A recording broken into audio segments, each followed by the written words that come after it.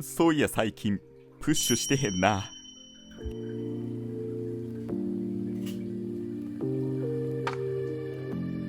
皆さんいかがお過ごしでしょうか。文系アカリストのハテナです。はい、ということでですね、今回はそういえば最近プッシュしてないなというお話をしたいと思います。このシリーズね、本当に無限にはい、アイディアといいますか、ネタあるんですよね。はい、で、最近ですね、私、リセットをかなりしてきまして、水素部屋をね、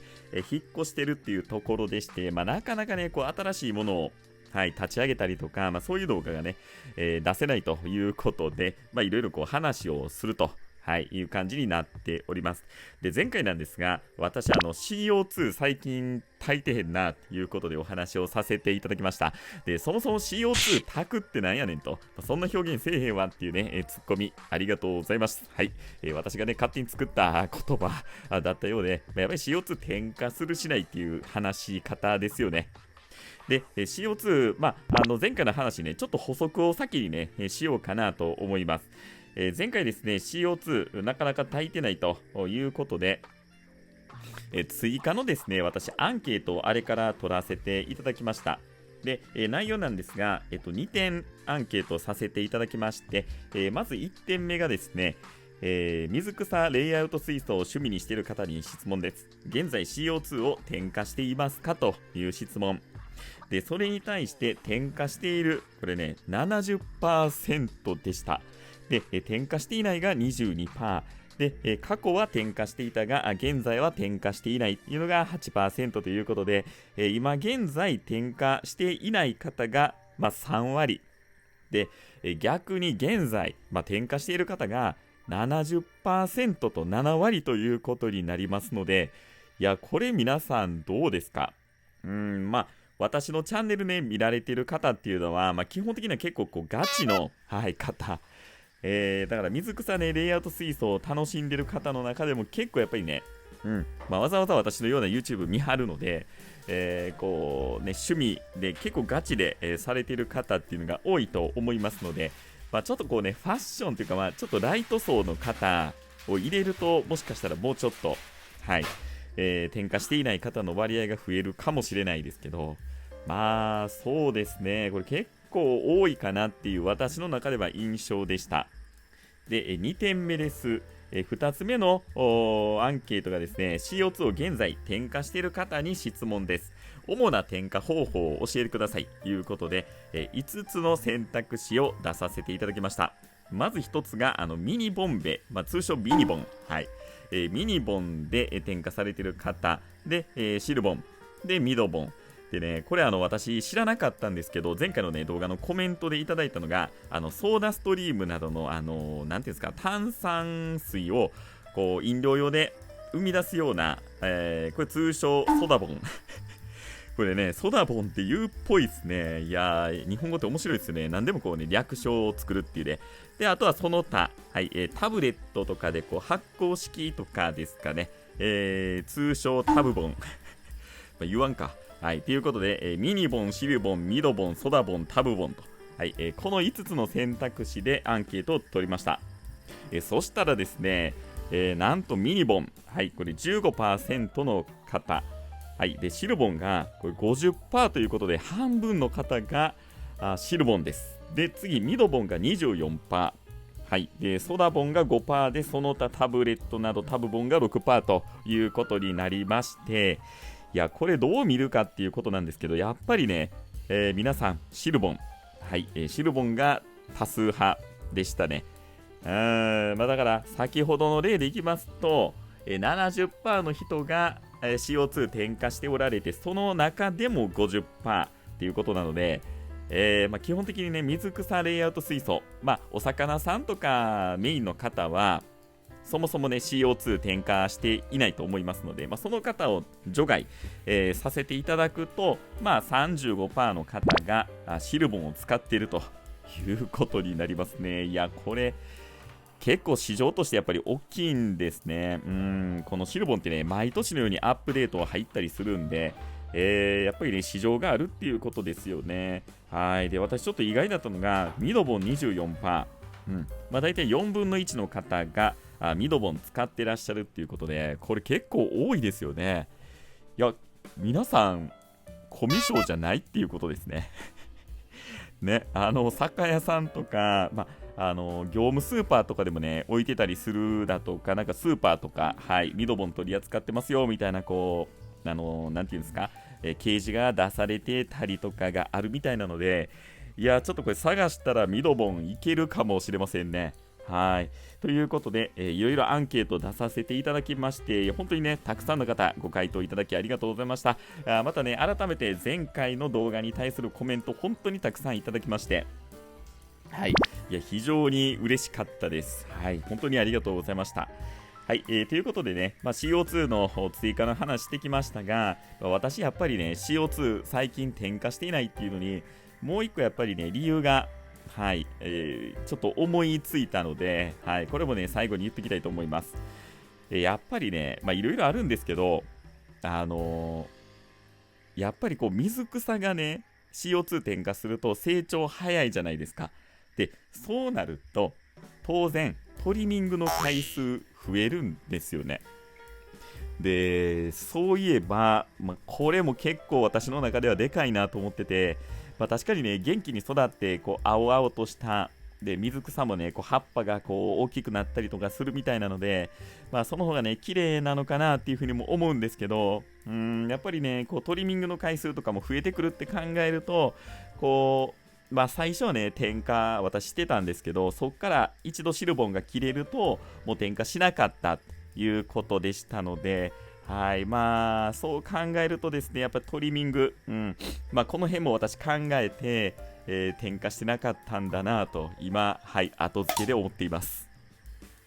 で、ちょっとだいぶCO2 の話長くなっちゃったんですけど、今回の話はね、それとちょっと転ずるというか、こう関係ある話で、最近私プッシュしてないなということで、これ皆さん分かりますよね。そうです。液肥です。私ね、そういえば最近液肥全然使ってないんですよ。いやー、これも皆さんどうですかね。もしね、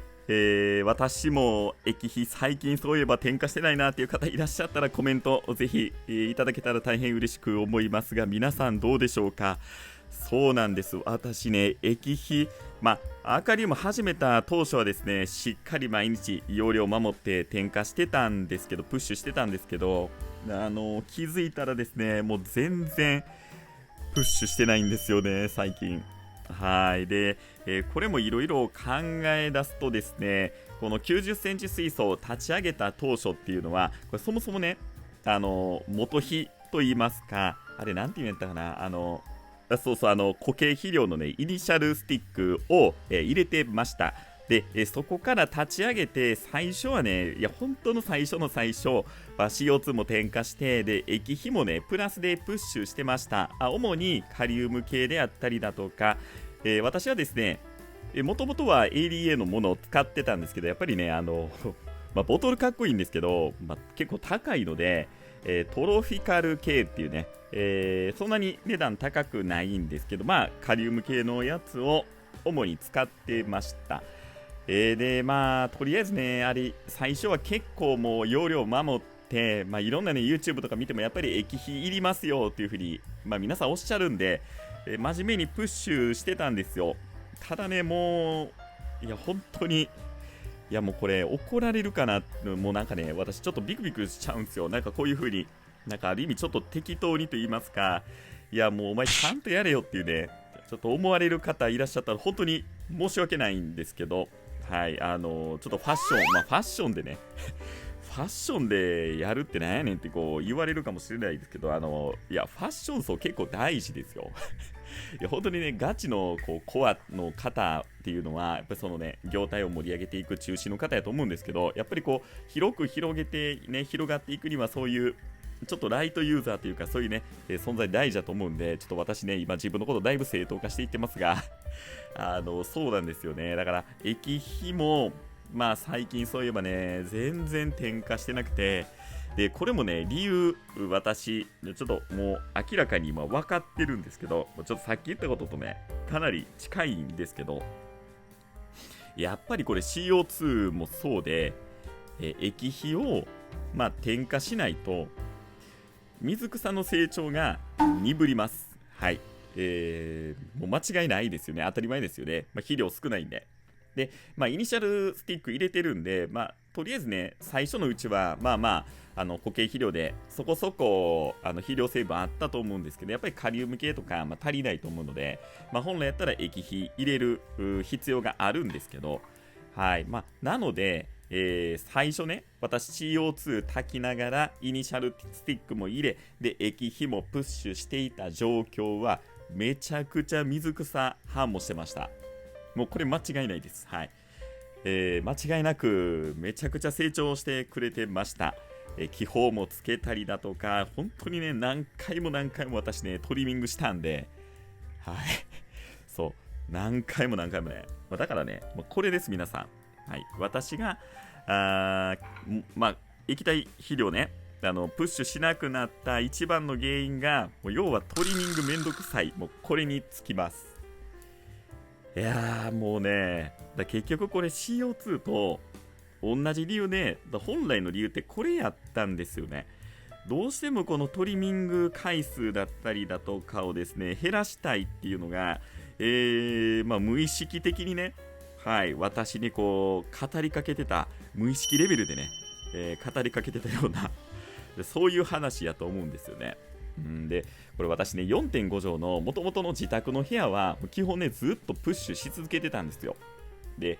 なんでね、このテナントになってからこんなにね、もうちょっとずさんというか、もう言います、もうはっきり言うとずさんやと思います。ちゃんとやってないんで。いや、また怒られるな、これ。はい、もうちょっと優しい目線で見ていただけたら嬉しく思うんですが、そう、最近ね、そうなんですよ。やっぱり、こう、毎日、こう、朝ね、私出勤する前とかの、本当に20分とか、もう下手したら10分、15分ぐらいの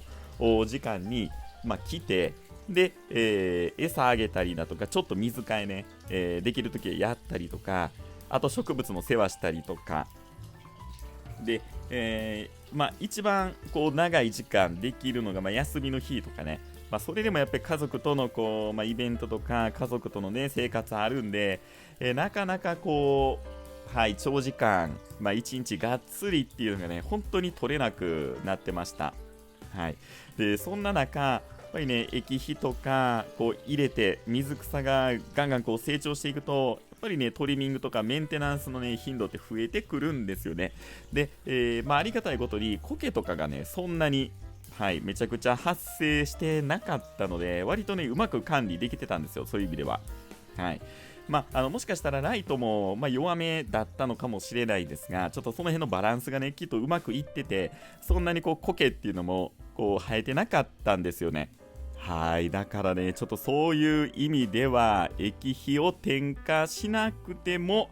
なんていうか、ある意味ね、私的にはそんなにこう手間をかけなくて済むような環境を維持できていたので、はい、私にはね、この、1年以上、はい、このテナント借りてて、私が多分導き出した、はい、これがね、答えなんだと思います。はい、めっちゃ偉そうに言ってますけど、ただただめんどくさかっただけっていうね。いや、もう本当に皆さん怒らないでください。本当にね、私メンタルも豆腐なんで、もうちょっとそれはね、そんな風に言われる方ほとんど私のチャンネルいらっしゃらなくて、いや、もう皆さんめちゃくちゃ優しいんで、全然心配してないんですけど、はい。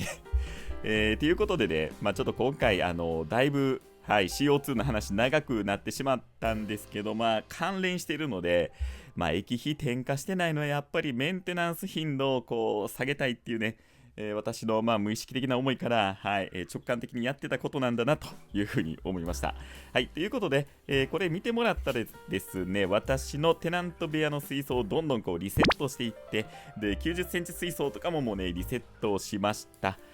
で、これ 4.5 畳の狭い部屋、旧アクアリウム部屋にですね、持ってきて、はい、もうむちゃくちゃなこれレイアウトというかね、ただ単にもう詰め込んだだけなんで、まあこの辺はね、ちょっとまた時間があるときにどんどん立ち上げとかも今後ねしていきたいと思います。まあ、一応ですね、これ天板に、はい、こんな風に穴開けてまして、ここからですね、排水とか給水用のこのホースっていうのを管を通すようにしました。で、使っているフィルターがこちらの エーハイムのプロフェッショナル4ですね、2271だったかと思います。60センチ水槽にね、これちょっと結構パワー強いんですけど、まあね、大は小を兼ねるということで、はい。いやー、これね、結構やっぱりこの、はい、壁紙合ってますね。うん。これやっぱりグレーにして正解だったと思います。はい、ということでちょっとね、まとまりのない話になってしまいましたが、最後までご視聴ありがとうございました。ぜひこの動画が良ければ高評価、チャンネル登録をよろしくお願いいたします。それではまた。